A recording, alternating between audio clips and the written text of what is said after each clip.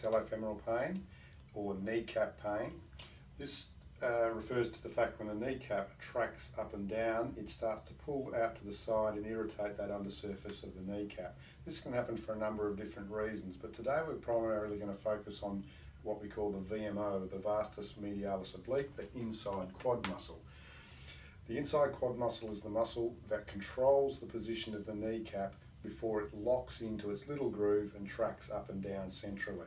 If we don't get that control early, it won't lock into the groove and will pull out to the side. Now, when your knee bends from 0 degrees to about 30 degrees, that kneecap is floating. Once it hits about that 30 degrees, it locks into its groove. So in that first 30 degrees of movement, the contraction of this inside muscle is very important.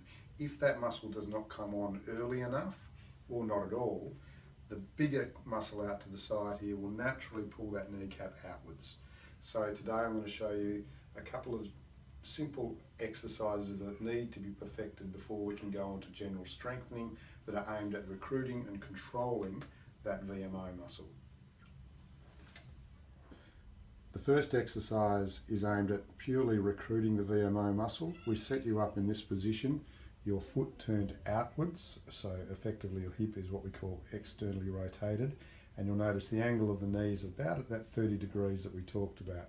So the motion that we're doing is pushing the foot down into the ground, and the knee goes slightly back in towards the bed, and that will preferentially fire that inside quad over the outside quad. So you can see that little inside muscle just firing. We repeat this literally hundreds of times. Muscles learn through repetition. So anytime sitting at the table, at a desk, even in the car, you can sit there and squeeze the knee at that angle to reinforce that firing pattern. The next exercise is a progression on this control exercise. However, it still is a control exercise, not necessarily strengthening. We start in a long stride so we can get some movement before the knee reaches that 30 degree of flexion.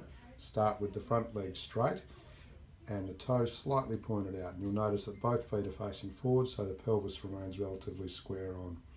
You'll come forward, pointing the knee towards those mid to outside toes, so the hip, knee and foot all stays in a nice straight line, and then back again.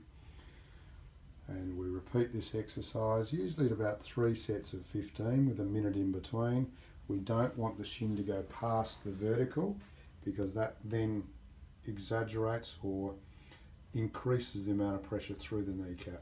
So nice and slow and controlled, reinforcing that contraction pattern that we initially did with that VMO exercise in sitting.